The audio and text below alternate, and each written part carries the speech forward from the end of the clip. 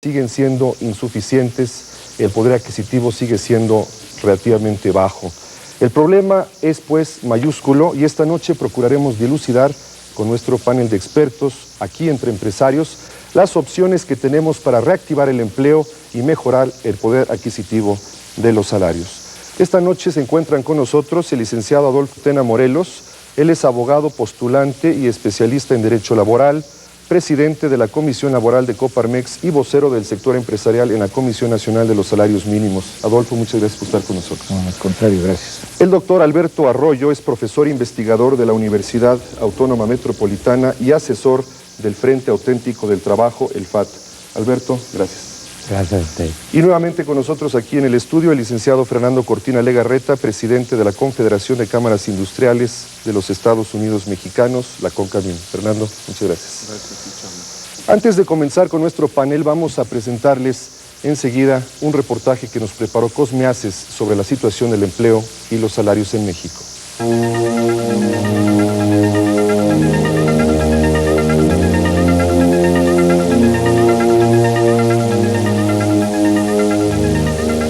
No hay vacantes, es la respuesta que encuentran miles de mexicanos que buscan un empleo, mientras otros varios miles más han perdido su trabajo como resultado de drásticos ajustes macroeconómicos y en las empresas. Cada año, alrededor de 1 millón de mexicanos llegan a la edad de trabajar, pero el país solo está en condiciones de incorporar a su fuerza de trabajo a unos 250,000 de ellos. Se dice que entre desempleados y subempleados hay alrededor de 8 millones de mexicanos. Lo cual quiere decir, estamos hablando dentro de los 32 o 36 millones que es la población económicamente activa, pues 8 millones estamos hablando casi de la cuarta parte. Empleo y salarios ocupan la prioridad entre las preocupaciones del mexicano de hoy. Está muy mal ahorita el trabajo, no hay trabajo. ¿Quién sabe por qué? ¿Será por las elecciones o qué? Bolsas de trabajo hay bastantes, ¿no? Por todos rumbos, ¿no? Ya sobramos gente, ¿no? Y no hay chamba. Dice que ya cuando viene una persona que me promete que me va a conseguir trabajo, que si no es un lado es en otro, ya digo, nomás le digo que al rato voy, pero ya conocemos. Corregir distorsiones e ineficiencias acumuladas desde hace 2 décadas que habían dado como resultado una planta productiva poco eficiente y competitiva deterioró el empleo y también el salario. Algunos de los problemas que se mencionaron evidentemente corresponden a las circunstancias que se provocaron con políticas equivocadas en el pasado y que ahora nos está dando mucho trabajo corregir. El crecimiento generado en los últimos años no ha sido suficiente para compensar las pérdidas anteriores.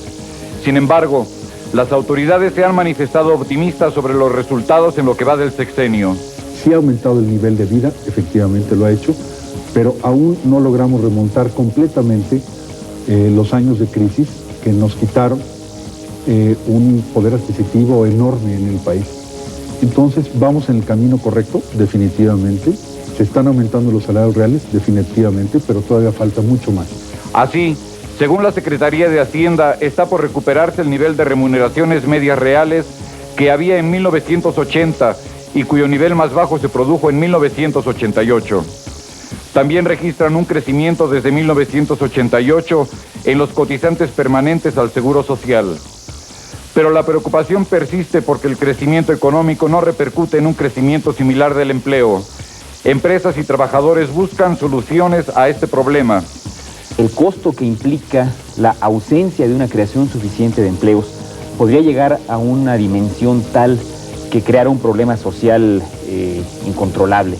Para el sector privado, el cambio de modelo económico y sociopolítico, la necesidad de lograr un crecimiento económico sostenido y una calidad de vida más humana significan un reto para las relaciones laborales. Fernando Cortina, la desaceleración económica que se inició en 92, se prolongó todo en 93 y todavía parte del 94 afectó, incidió sobre el ritmo de generación de empleos en México. ¿Hasta qué punto afectó en el sector industrial el empleo y al salario mismo? Definitivamente afectó en una forma muy importante la desaceleración, que por fortuna para este primer semestre de 1994 ya tenemos un crecimiento del 2.2%, un crecimiento económico. Esperamos cerrar este año con un crecimiento del 2.4, 2.6. Ahora, la pérdida de empleo no ha sido generada solamente por la desaceleración, sino también por la transformación económica que ha sufrido nuestro país, la apertura comercial que nos llevó a estar insertos en la globalización, también nos ha generado desempleo, ya que hemos sido poco competitivos en algunas ramas industriales comparada con nuestros socios comerciales que tenemos ahora en México. Hemos estado tratando de proponer a las empresas a través de las cámaras el que se ubiquen en la nueva realidad que está viviendo México. Lo estamos llevando a esta nueva ubicación o cambio de mentalidad para que no sigan con los sistemas tradicionales de generación de empleo, de organización, sino que se busquen nuevos sistemas de organización de las empresas y que de esta forma una microempresa que como tal estaría sujeta o fuera materia de desaparición, si se junta con 4, 5, 10 microempresas, a lo mejor hace una pequeña o mediana empresa, que entonces sí van a poder funcionar, que van a tener economías de escala, van a tener acceso más fácil a tecnologías, a mercados de exportación y demás. Alberto, ¿cuál es tu diagnóstico sobre la situación del empleo en México?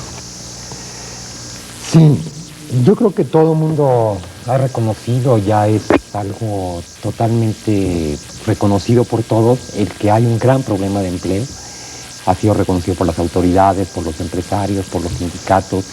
El problema está ahí y para todos es una prioridad. Creo que el gran tema ahorita es el diagnóstico de por qué se generan tan pocos empleos en México y el problema de las propuestas. Propuestas para generar un problema, para el problema en México.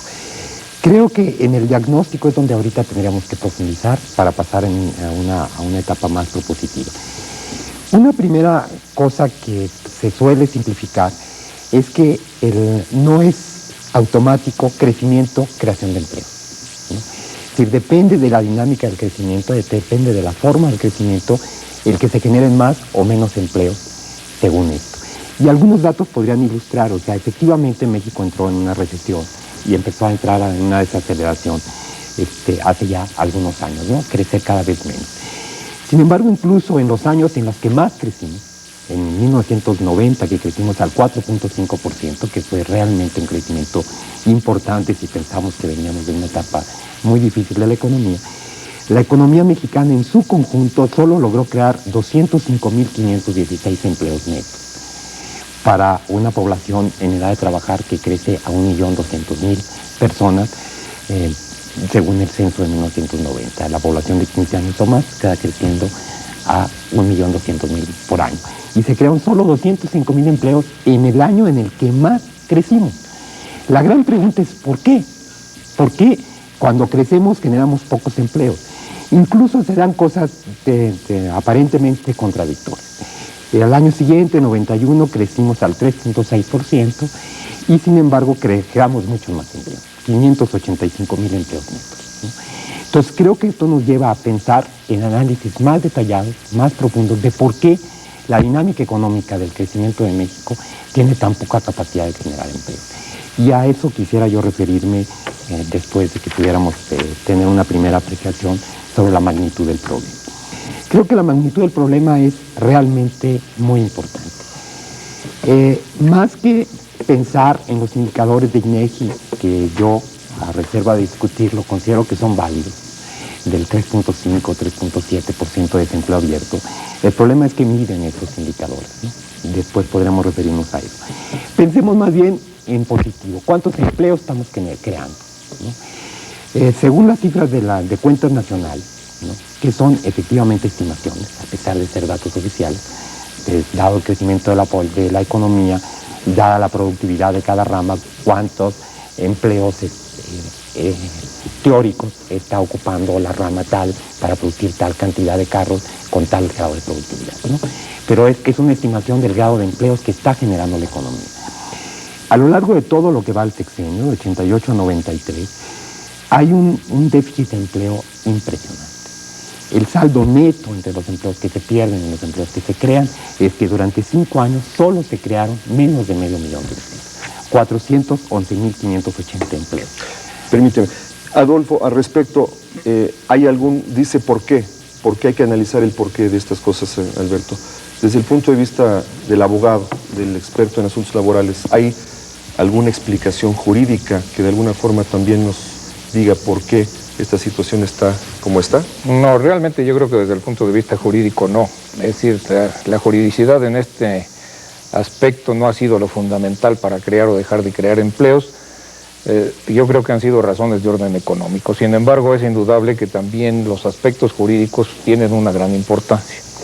Tenemos una ley cuyos principios datan de la Constitución de 1917, reglamentados posteriormente en épocas también ya muy lejanas. La última de nuestras leyes, la primera de 1932, la última de 1970, que en mi concepto amerita una revisión profunda, que esto ayudaría a crear empleos. Las cargas que impone la ley, sin que realmente signifiquen una auténtica protección para el trabajador, en mi concepto son excesivas. Hay una absoluta falta de flexibilidad. Yo sé, obviamente, que hay sectores muy respetables en su opinión que se oponen siquiera a la posibilidad de revisar la ley.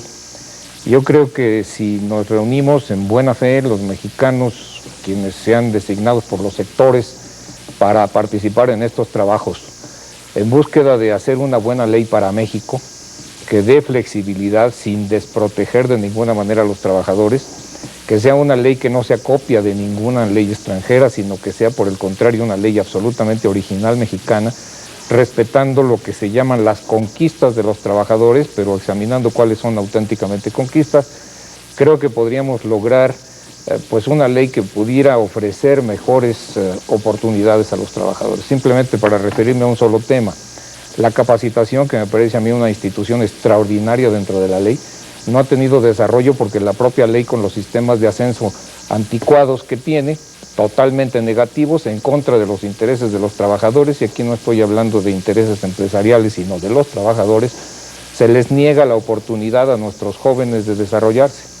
Y esto obviamente pues impide un sano crecimiento de las empresas. Los trabajadores no tienen a su vez un incentivo que les aliente a estudiar, a prepararse mejor, y cuando nuestra gran riqueza como país es ahora la enorme juventud que tenemos, yo creo que es algo que valdría la pena en buena fe revisar, sin imposición de criterios. No debiera de haber vencedores ni vencidos, simplemente como digo, hacer una buena ley para México, no para el sector empresarial, no para el sector obrero, para México. Ya salió un tema, uno de los porqués tal vez de este problema del empleo que subsiste en México es la deficiente o la obsoleta o atrasada Ley Federal del Trabajo. Vamos a seguir conversando sobre este y otros temas en este programa. ¿Qué hacer con el empleo y el salario entre empresarios?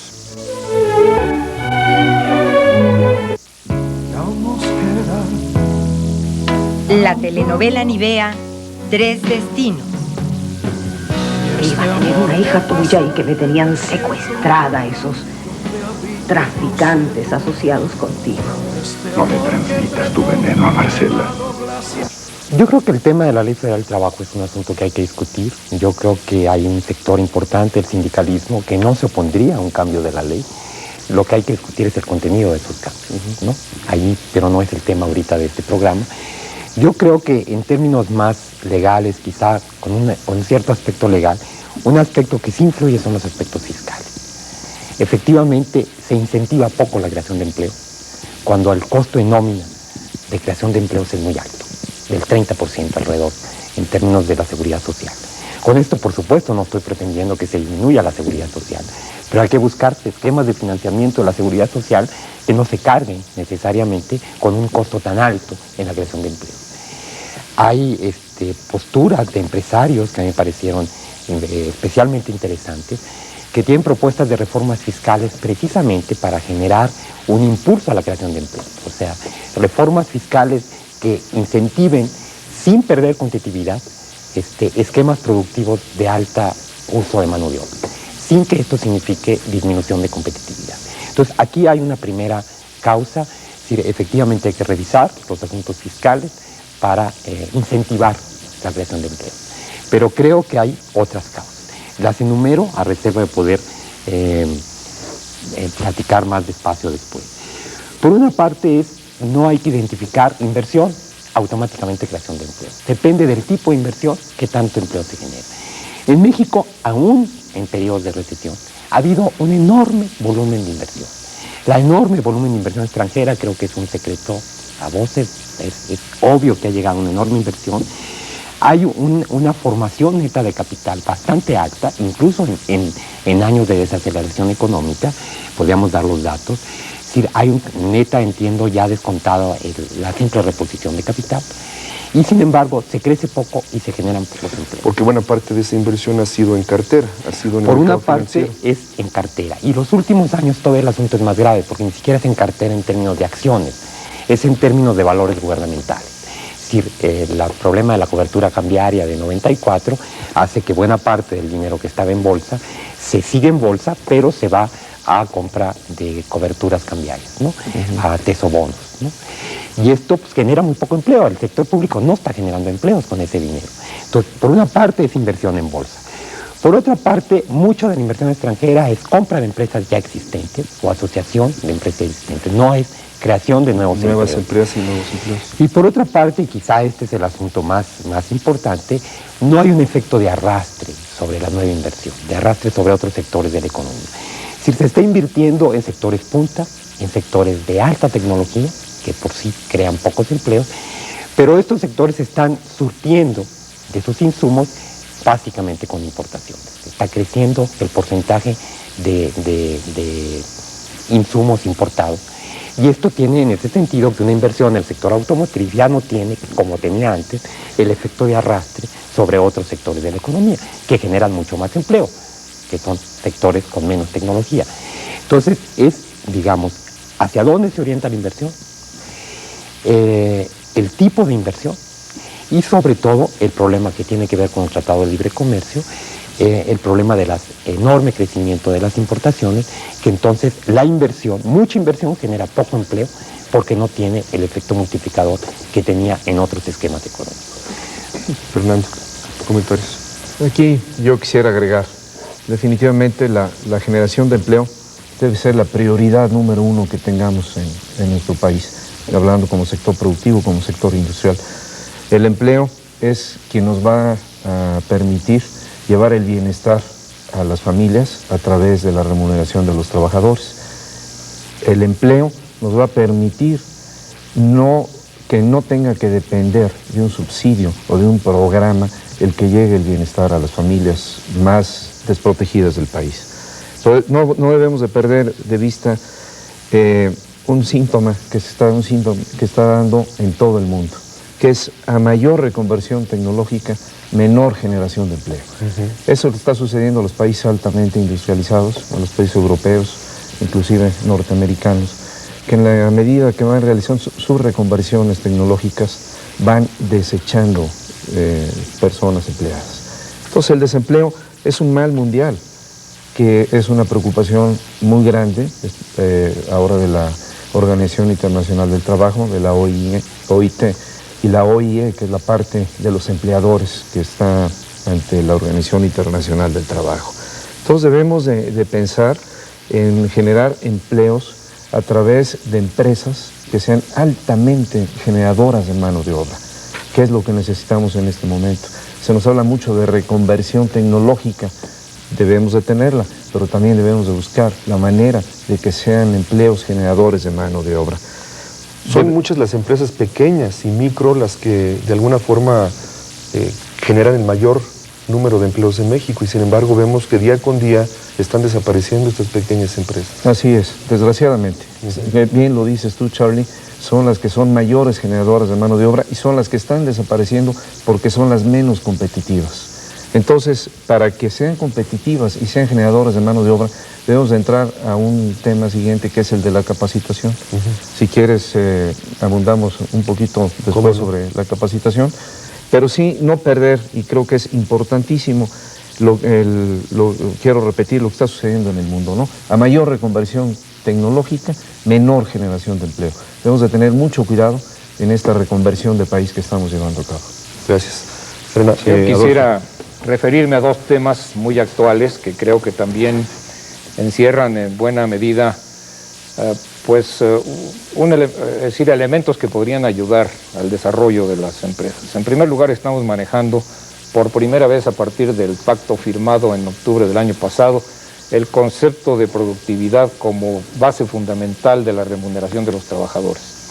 Esto ha sido una lucha empresarial de hace muchísimos años en que siempre ha propugnado porque la productividad fuera el elemento determinante del incremento salarial.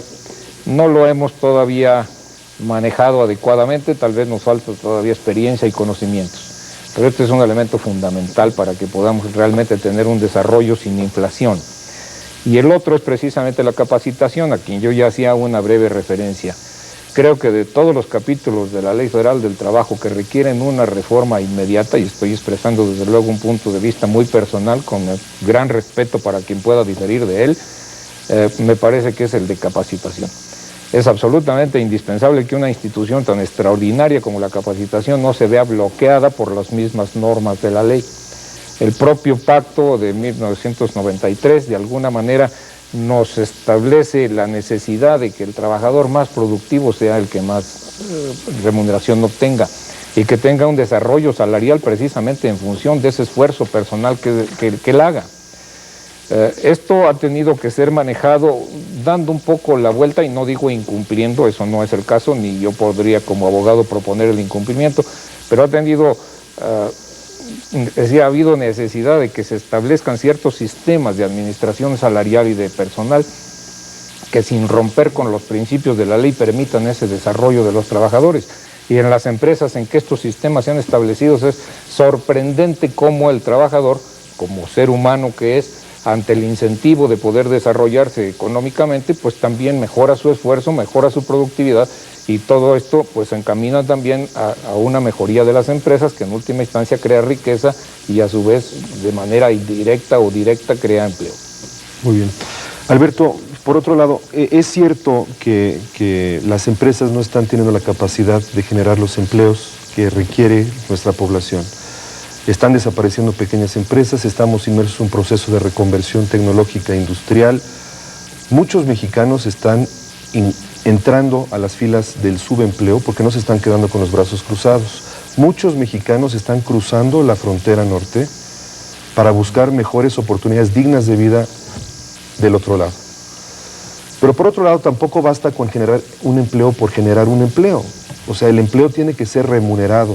En ese sentido, me gustaría que nos hicieras un análisis sobre el problema de la estructura del salario y su falta de poder adquisitivo. Antes de lo del salario, para terminar un poco con lo del empleo, yo creo que el problema realmente es medir el tipo de empleo que se está generando. Es decir, la tasa abierta de desempleo, que es la que se maneja internacionalmente, creo que por el INEGI está correctamente calculada. Hay muchos economistas que no comparten mi opinión y que piensan que es falsa, que está maquillada, que está por razones políticas. Yo creo que es cierto. Lo que pasa es que eso no es suficientemente útil para medir el problema en México. ¿Por qué? El empleo se va a medir estadísticamente, y es correcto decir, aquel que efectivamente no trabaja absolutamente nada. Aquí el que no trabaja se muere de hambre. Se muere, no puede no estar trabajando.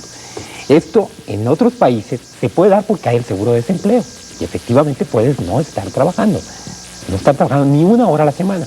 Aquí te consideran empleado si trabajas una hora a la semana con o sin remuneración. Ya estás empleado, entonces ya no vas a aparecer como desempleado. Entonces aquí el problema es medir el empleo adecuado, el empleo correctamente remunerado, dignamente remunerado, el empleo con cierta productividad media, digamos, de la economía. Entonces el problema más grave es el problema del subempleo.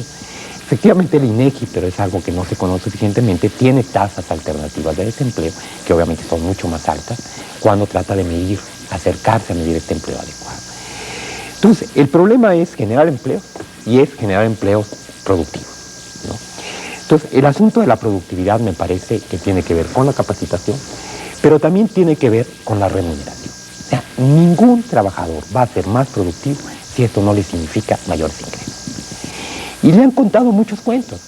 O sea, en el pacto se habla de que ahora sí ya no va a caer el salario real, que ahora se va a dar un aumento por la vía del índice de inflación para que se conserve el poder adquisitivo, más un plus que sería la productividad promedio de la economía.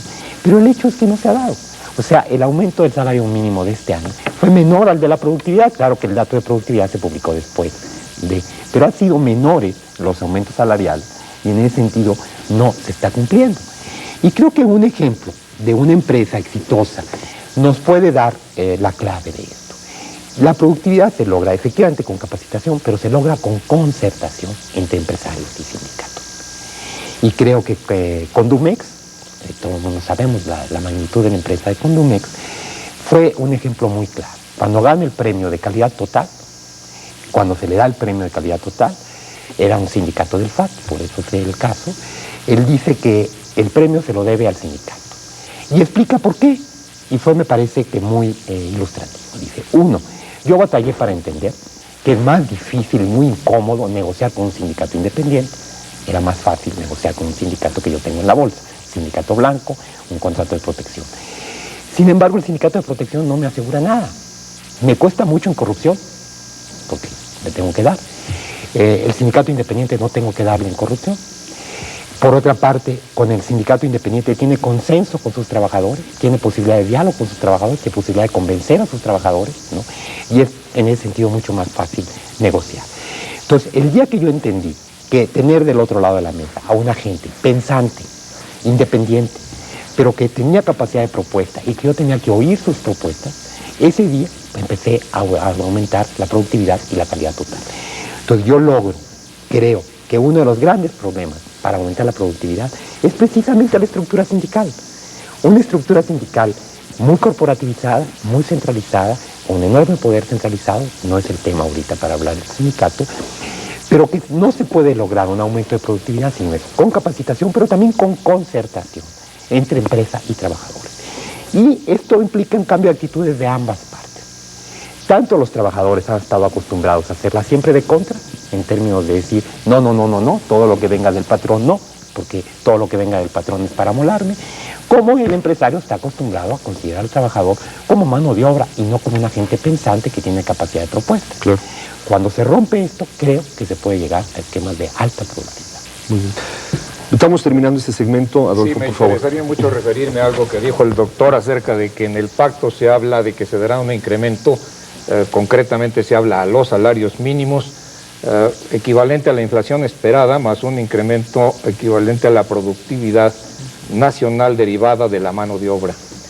Como yo participo en la Comisión de los Salarios Mínimos, puedo decir que creo que la información que tiene el doctor no es correcta. La inflación esperada en el propio pacto se establece era de 5% durante el año de 1994. El 2% adicional que se dio fue precisamente sacando un índice nacional de productividad y ni siquiera considerando, efectivamente, como dice el pacto, solo la influencia de la mano de obra. Se tomaron inclusive los promedios de los últimos 3 años de productividad nacional para determinar ese 2%. Entonces, en ese aspecto se cumplió plenamente con el pacto. Ahora, lo que el pacto también dice en relación con salarios contractuales es que se convendrá en términos que no afecte la inflación del año, claro, de manera que no se disparen incrementos salariales simplemente porque hay que darlos, sino que todo aquello que exceda de las cifras que se están manejando en el propio pacto estén fundadas en productividad. Y repetidamente las autoridades laborales en las negociaciones nos dijeron, ustedes pueden dar, de acuerdo con lo pactado, un 5% a los salarios derivados de la simple revisión. Y de ahí en adelante lo que ustedes quieran convenir con su sindicato para los efectos de productividad. Ahora, yo francamente no conozco un solo caso en que se hubiera podido establecer un bono o incentivo de productividad que no hubiera estado fundado precisamente en la concertación, porque no se puede establecer algo que el trabajador no está convencido. Si va a ser efectivamente productividad, porque si le vamos a llamar de cualquier forma y no va a ser productividad, bueno, pues se puede establecer de muchas maneras. Regresamos con este mismo tema después de una pausa comercial. Estamos entre empresarios. Presentar el siguiente reportaje. Una de las más antiguas bolsas de trabajo en la ciudad está instalada a un costado de la Catedral Metropolitana, donde varias decenas de desempleados ofrecen diariamente sus servicios a los transeúntes. Con tal de ganarse algunos nuevos pesos, abaratan la mano de obra. Su lema es: lo que caiga es bueno, con tal de tener un trabajo que proporcione algún ingreso. Desconocen cómo funcionan las bolsas de trabajo o las agencias de colocación y solamente están interesados en vivir del oficio que aprendieron, algunos cuando jóvenes, otros desde más temprana edad. O sea, nunca me ha gustado trabajar en compañías ni con patrones que manden a la gente y que les griten, y pues mejor aquí estoy más o menos bien. Trabajaría yo, no sé, pero ya aquí tengo confianza. Nunca. No, ¿por qué no? Aquí tenemos todo. O sea, nosotros aquí estamos unidos todos. O sea, no tenemos por qué andar buscando por allá en otro lado. Es más, ya no nos quedaría, ¿no? En otro lado. Los desempleados del Zócalo afirman conocer bien sus oficios, aunque desconocen el término productividad. No la conozco, no sé qué decirle de ahí de tocante a eso. Productividad, pues yo le puedo entender pues lo que uno gana, el trabajo y todo eso, ¿no? Eso es lo que puedo yo entender, lo que yo haya ganado, lo que haya hecho en mi vida, ¿verdad? Porque yo ya tengo muchos años. Así es. Eso es lo que yo puedo entender nada más. Sentados, aburridos algunos de tanto esperar al cliente, que quizá no llegue en varios días, aguardan pacientemente y hacen frente a su problema, la falta de un empleo y de un salario fijo. Bien, continuamos aquí entre empresarios. Estábamos discutiendo sobre el tema del salario, el salario mínimo y hasta qué punto. Yo creo que está directamente aludido aquí también el doctor Alberto Arroyo. Una respuesta para pasar después con Fernando. Dos cosas. Efectivamente, se da un 2% de aumento al salario por la vía de la productividad, además del salario por la inflación esperada. Sin embargo, los datos del Banco de México, que por supuesto salen después, nos dan de que la productividad promedio de la economía, promedio durante el sexenio, fue 5.1%, y el aumento al salario por la vía de la productividad fue del 2%. Por supuesto, no se tenía el dato cuando se dio. Y la productividad de 1992 fue de 5.9. O sea, la productividad está aumentando y el salario no está aumentando. Ahora, sobre el asunto de la concertación, efectivamente han sido concertados. La ley lo exige, que tiene que ser concertados con el sindicato. Sin embargo, creo que aquí tenemos un problema de representatividad. ¿Con quién es concertado? Con la dirigencia sindical.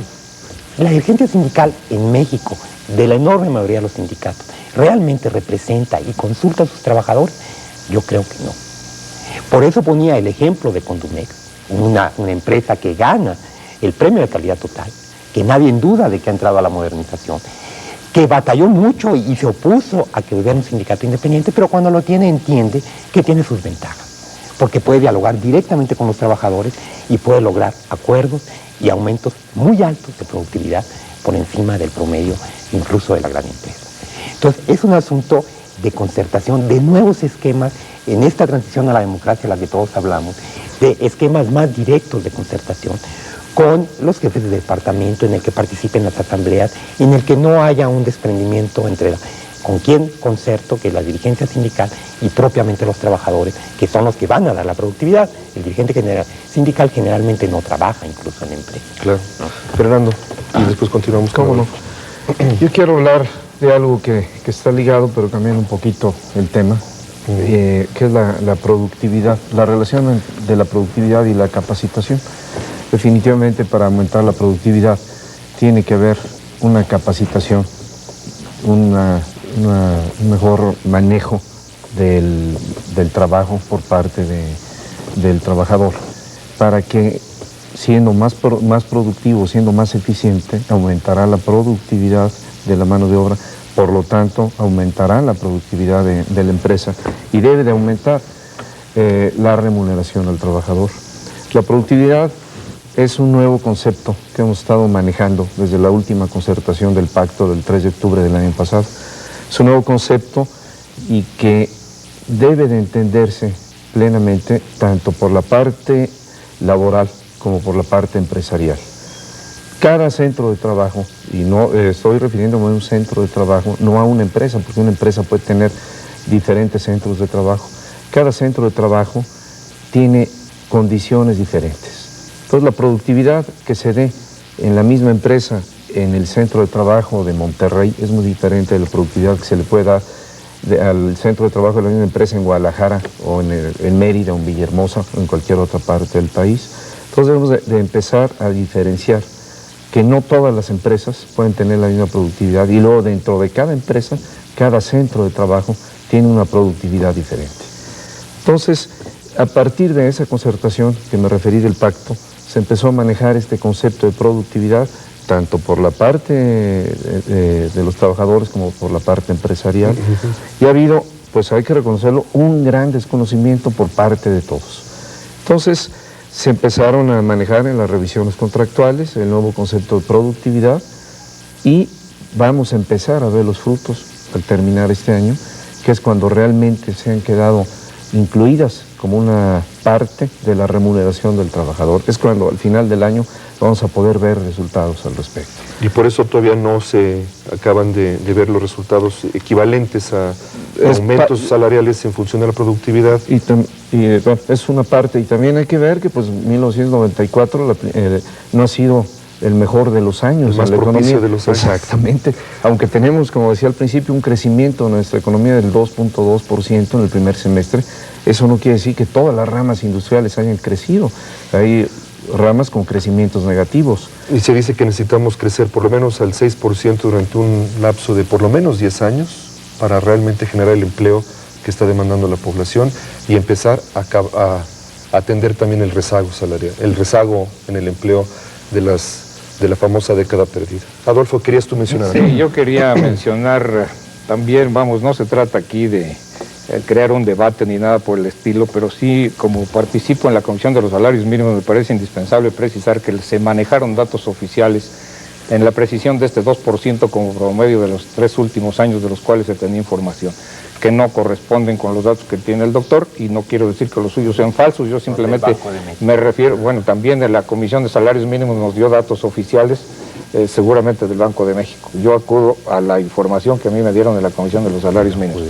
Ahora, en cuanto a la representación auténtica de los trabajadores, pues lógicamente el doctor como asesor que es del FAT nos manifiesta aquí casi que la única representación sindical auténtica sería la del FAT.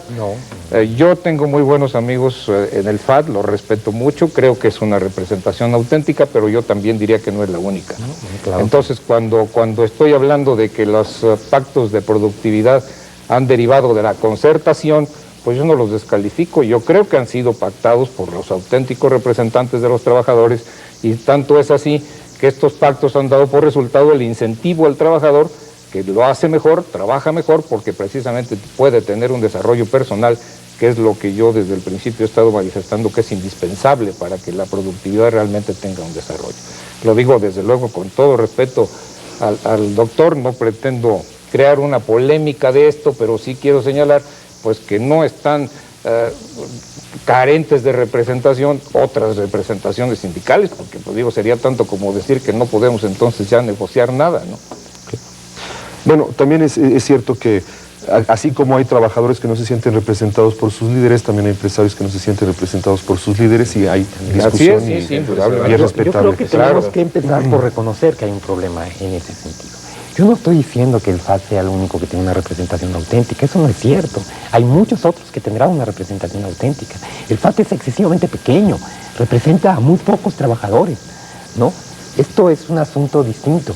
Pero creo que si estamos realmente tratando de cambiar este país, y estamos todos interesados en un México distinto, sin aspaviento, sin radicalismo, sin nada de este tipo de cosas, tenemos que empezar por reconocer los problemas. Hay un problema de representatividad. Hay un problema de democracia en el país. Eso todo el mundo habla. Hasta el Estado reconoce que hay un problema de transición a la democracia. Hay un problema de representatividad en las cámaras empresariales. Menor que, por supuesto, que en el caso de los trabajadores. Hay un problema de representatividad en la CTM. Hay un problema de representatividad en el sindicalismo oficial. Y no en todos iguales. Hay sindicatos de la CTM que sí tienen ciertos mecanismos democráticos de representatividad. Teléfonos de México está en la CTM y es un tipo de representatividad distinto que el de otros sindicatos que a veces ni siquiera conocen que existe su sindicato, que son contratos de protección. Entonces creo que tenemos que, para diagnosticar y encontrar soluciones, diagnosticar correctamente el problema. Hay un problema de representatividad. Ahora, creo que la productividad es un objetivo al cual los trabajadores no tienen por qué oponerse. Hay que lograr productividad, pero ningún trabajador va a dar a ganar más si no le significa también a él a ganar más, ¿no? Entonces, en esto hasta Fidel lo dijo muy claramente, si los aumentos salariales tienen que estar por delante. No voy a convencer de aumentos de productividad si no hay un incentivo económico. Y luego vendrá la capacitación y vendrá la nueva organización de la estructura productiva de la empresa, de la cadena, de las estructuras administrativas. Eso, el problema de productividad es un problema no solo del trabajador, es un problema de la empresa y es un problema del país, ni siquiera solo de la empresa, ¿no? Entonces, creo que tenemos que concertar esquemas empresa por empresa, lugar de trabajo, como bien se ha dicho.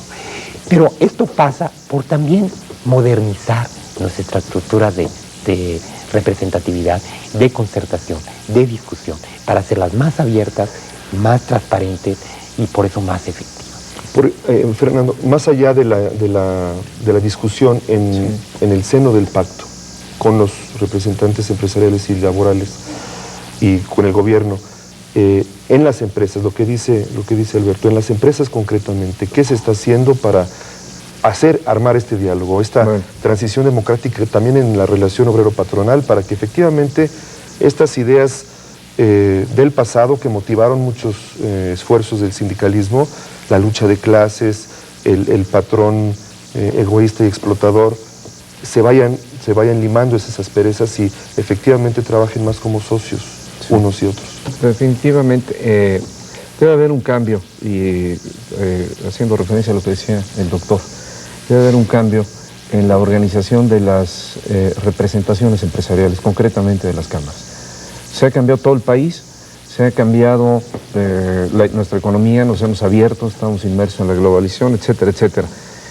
Por lo tanto, también nuestros organismos de representación empresarial tienen que cambiar. Y hemos estado promoviendo ese cambio de los organismos de representación empresarial para actualizarlos a las necesidades, a la realidad que estamos viviendo y transformarlos de ser unos organismos netamente de gestoría a convertirlos en unos organismos de servicio real a los industriales. Entonces, eso es un comentario que quería hacer aquí a lo que había expresado el doctor, y que estamos trabajando en forma intensiva en esto, con muy buenos resultados. Hemos recibido muy buenos resultados por parte de las cámaras, en que tienen que darse cuenta que a lo mejor la obligatoriedad está a punto de desaparecer, o no a punto, pero va a desaparecer tarde o temprano. Entonces tienen que ser organismos en los que se afilien por gusto, se afilien por saber que van a recibir un servicio y que no se considere que es un impuesto que se está pagando. Entonces estamos trabajando en forma importante en eso. Ahora yo quisiera agregar en cuanto a lo de productividad, ¿qué tanto se está haciendo? Decía yo que era un nuevo concepto. Hemos dado seminarios, tanto en Concamín como en las cámaras, para que se entienda bien qué es el concepto de productividad y se maneje en una forma conveniente, ya que se maneja en una forma equivocada y se paga por productividad lo que no es productividad, va a ser negativo para la empresa y por lo tanto va a ser negativo para el trabajador. Entonces realmente se debe de medir qué es el aumento de la productividad de la mano de obra. Y definitivamente, que como dice el doctor, si no hay un incentivo al trabajador, un incentivo económico, pues no va a estar interesado en mejorar su productividad. Y para mejorar esa productividad, el trabajador se debe de capacitar, porque si no, pues va a ser imposible que el trabajador rinda más, haga mejor las cosas, sea más eficiente en menor tiempo, si no está capacitado. Hemos empezado esta nueva cultura también de la capacitación, y para que el trabajador se capacite, el trabajador tenga mejores resultados, debe tener una mejor base en su educación desde educación primaria.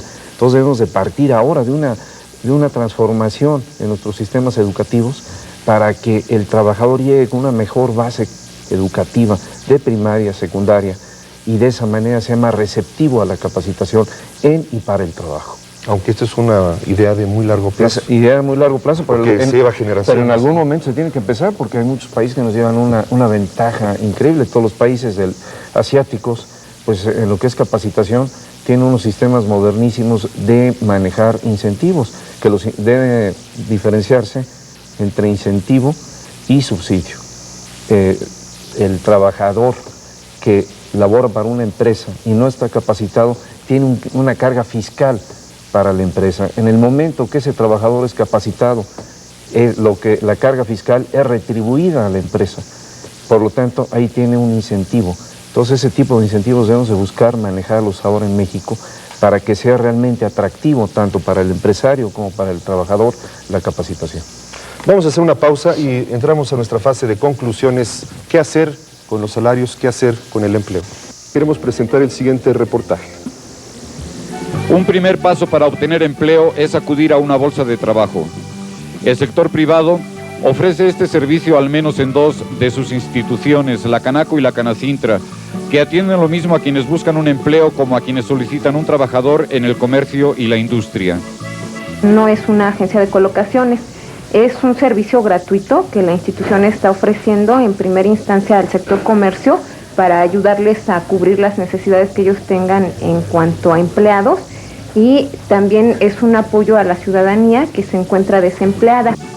Establecidas desde hace unos 17 años, en la actualidad atienden diariamente un promedio de 100 solicitudes. Secretarias, obreros, diseñadores gráficos, auxiliar administrativo, cajeros, capturistas de datos y hasta puestos gerenciales y administrativos son los principales puestos que se demandan. En promedio, la institución recibe en este departamento 100 gentes al día. Estamos hablando básicamente de 450 semanales. A toda esta gente se le entrevista y se le trata de canalizar de acuerdo a las vacantes que nosotros tengamos y a la trayectoria laboral que ellos traigan. Tal vez por desconocimiento de su existencia, estas bolsas que trabajan como un servicio y no con afán de lucro, tienen un bajo volumen de movimiento. En el primer semestre de este año se recibieron en ellas más de 3,000 solicitudes, pero solo se encontró colocación a 456 de ellas. Y solo los mejor preparados logran colocarse a través de este servicio. Bueno, las personas que nos es más fácil que se coloquen son aquellas personas que técnicamente están mejor preparadas y que tienen potencial para desarrollar las habilidades que el puesto está requiriendo, y aquellas personas que tienen buenos conocimientos, ¿no? Bueno, esta noche no hemos podido agotar todos los temas, desde luego, en un panel de apenas unos 30, 40 minutos, pero sí hemos hablado sobre la Ley Federal del Trabajo, las reformas que son indispensables en esta legislación, poner de acuerdo a patrones y a trabajadores, a los representantes empresariales y a los representantes del sector laboral. Se ha hablado de reformas fiscales, de buscar mecanismos de financiamiento del Seguro Social para reducir los costos onerosos para las empresas en este concepto y mejorar directamente la percepción del trabajador. Se ha hablado de inversión, la inversión que no se ha canalizado directamente a la generación de empleos. Se ha hablado de una razón por qué no ha sucedido esto, por la reconversión industrial y tecnológica. Se ha hablado de la necesidad de implementar más a fondo la productividad, de manejar nuevos esquemas de productividad y capacitación. Y bien, pues estamos aproximándonos apenas a este tema, lo seguiremos discutiendo en otros momentos entre empresarios. Sin embargo, pues quisiera que termináramos esta ronda con las conclusiones propias de cada uno de los panelistas. Adolfo, ¿qué hacer en materia de empleo y salarios? ¿Qué se puede hacer? Bueno, desde luego, sin ser ni remotamente un experto sobre la materia económica, es indudable que lo que tenemos que hacer es seguir el mismo rumbo económico. Creo que en esto, pues, de alguna manera está señalado el rumbo ya, y que sería un enorme desperdicio haber hecho todo el esfuerzo que nos ha significado como país y como ciudadanos, lograr lo que se ha logrado en el control de la inflación para que ahora lo fuéramos a tirar por la borda con algún cambio sustancial que nos significara un gasto público exagerado. Hemos llegado a la conclusión de que es la empresa privada la que crea la riqueza en un país con una organización social y económica como la nuestra. En virtud de todo lo que promueva la empresa, es indudable que irá promoviendo también la riqueza nacional. Dentro de esto, el aspecto más importante es el humano. No quiero decir la empresa simplemente como la acumulación del capital, sino la empresa que la constituyen de manera fundamental y más importante son los trabajadores. Para que una empresa pueda ser una buena empresa, tiene que haber también trabajadores satisfechos. En tanto que los trabajadores no tengan una remuneración que les permita llevar un nivel de vida adecuado, pues no pondrán su mayor esfuerzo. Pero concretándome a lo que pueda ser el área mía en lo jurídico, pues yo tengo que insistir en la necesidad de revisar la Ley Federal del Trabajo, que siento que sigue siendo un obstáculo, sobre todo para una institución, ya lo señalé, tan fundamental como es la capacitación. De ahí se desarrolla la productividad, que tenemos que también aprender a manejar la productividad como concepto de manera más eficiente, de forma tal que los incrementos salariales vayan fundados en la productividad. Porque hemos llegado a la conclusión, y creo que los señores economistas coinciden en esto, en que la productividad, el incremento salarial que no está fundado en productividad puede ser inflacionario. Muy bien, gracias. Alberto. Yo quisiera centrarme en algunos elementos de la propuesta. La primera propuesta es que si todos los sectores están de acuerdo en que es una prioridad generar empleo, entonces es una prioridad generar una discusión abierta sobre los factores que están incidiendo en la poca creación de empleo de la economía. Entonces, que se abre el debate, que se oigan las voces, que se organicen foros para diagnosticar mucho más profundamente el problema de la poca generación de empleo. A reserva de esto, sin creer que con esto es la última palabra, habría algunas cosas que en mi propio diagnóstico, muy limitado, muy personal, podría ver. Primero, no basta invertir para generar empleo. Hay que, por supuesto, se necesita la inversión, es un requisito, pero no es la única condición. Entonces se necesita aumentar el crecimiento, aumentar la inversión, pero sobre todo orientar la inversión. Con orientar la inversión no quiero decir volver a los esquemas proteccionistas del Estado superregulador, etc.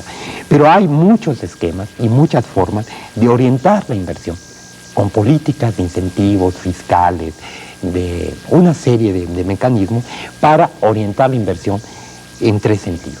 Una, inversión que genere más empleo. Dos, generar un tipo de crecimiento más equilibrado y más integral. El hecho es que el crecimiento del PIB es un promedio general, ponderado. Estamos reconociendo que solo algunas ramas están creciendo, otras ramas están en franca recesión, nunca salieron de la recesión, algunas de ellas, ¿no? Pero además, dentro de la rama, son algunas empresas las que están súper creciendo, cuando la base económica, la micro y pequeña empresa, en general no está creciendo. Entonces tenemos que lograr profundizar un esquema, una política industrial definida, concertada, definida, no de tipo antiguo, de que el Estado decía y hacía todo, pero sí se necesita una política industrial de manera que haya cambios importantes en la orientación del crecimiento, que se logren integrar más los diversos factores de la producción, una planta industrial más integrada horizontal y verticalmente, de manera que haya mucho más cadena de generación de empleo, de que si está creciendo ciertos sectores orientados a la exportación, cada vez se surtan más de insumos nacionales, no por proteccionismo, sino porque efectivamente se incentiva que se surtan insumos nacionales y entonces haya un empleo en cadena. Entonces es más inversión, pero inversión orientada, un crecimiento económico mucho más equilibrado, mucho más integral, mucho más generalizado. El crecimiento en México ha sido insuficiente, todo el mundo lo reconoce, pero también ha sido inestable. Crecemos y luego empezamos a acelerar, volvemos a crecer, pero también ha sido muy mal distribuido, también creo que es algo que se ha reconocido, pero también ha sido no generalizado en la economía, ¿no? Y con muy poca creación de empleo. Otro elemento importante son reformas fiscales. Efectivamente hay que incentivar la creación de empleo, ¿no? Muy bien. Y un último elemento es el asunto de la productividad. Efectivamente no se van a generar empleos si esos empleos no van a generar ganancias. Pero el asunto de la productividad es un asunto global de la economía, que es un asunto global de la empresa, y no solo, aunque tiene un aspecto muy importante, en la capacitación de los trabajadores. Muy bien. Muchas gracias. Gracias, Alberto. Fernando, estamos cerrados. Desde el punto de vista de la Confederación de Cámaras Industriales, algo que mencionaba el doctor definitivamente es la de adecuar la política industrial del país al nuevo entorno que estamos viviendo. No que nunca haya habido política industrial en México, sino buscar la política industrial en el México que hoy estamos viviendo y que vamos a vivir. Pensar a largo plazo, no pensar sexenalmente, hacer proyecciones a largo plazo y quitarnos la idea de que el país se acababa cada 6 años. Otro punto que creo yo que es muy importante, buscar crear empleos que sean generadores de mano de obra, no empleos, no transformaciones tecnológicas de las empresas que lleven al desempleo. Otro punto muy importante, el difundir entre los empresarios que la capacitación no es un gasto, sino que es una inversión, y aprovechar los institutos de capacitación que tienen las cámaras industriales, que en nuestro caso 16 cámaras cuentan ya con institutos de capacitación que están al servicio de los industriales, y que muchas veces el industrial da inclusive aportaciones a esos institutos y no aprovecha la inversión que hizo capacitando a sus trabajadores. Y una nueva, hacer un llamado más a difundir qué es la productividad, tanto en los trabajadores como en los empresarios, para que este nuevo concepto que estamos manejando y que realmente nos va a llevar a dar una transformación importante del país, lo aprovechemos tanto obreros como empresarios. Muchas gracias, Fernando. Señores, muchas gracias por estar con nosotros esta noche entre empresarios. Muchas gracias. Muchas gracias a la atención prestada esta noche a Entre Empresarios. Le invitamos a que vea la retransmisión de este programa el próximo domingo a las 10 de la mañana a través del canal 7 de Televisión Azteca, y también una nueva edición de este programa a partir del martes a las 10:30 de la noche en el canal 13 de Televisión Azteca. Envíenos sus cartas y sus comentarios a programa Entre Empresarios, Televisión Azteca, Periférico Sur 4121, código postal 14141, México, Distrito Federal. Muchas gracias, buenas noches, continúa Nexos.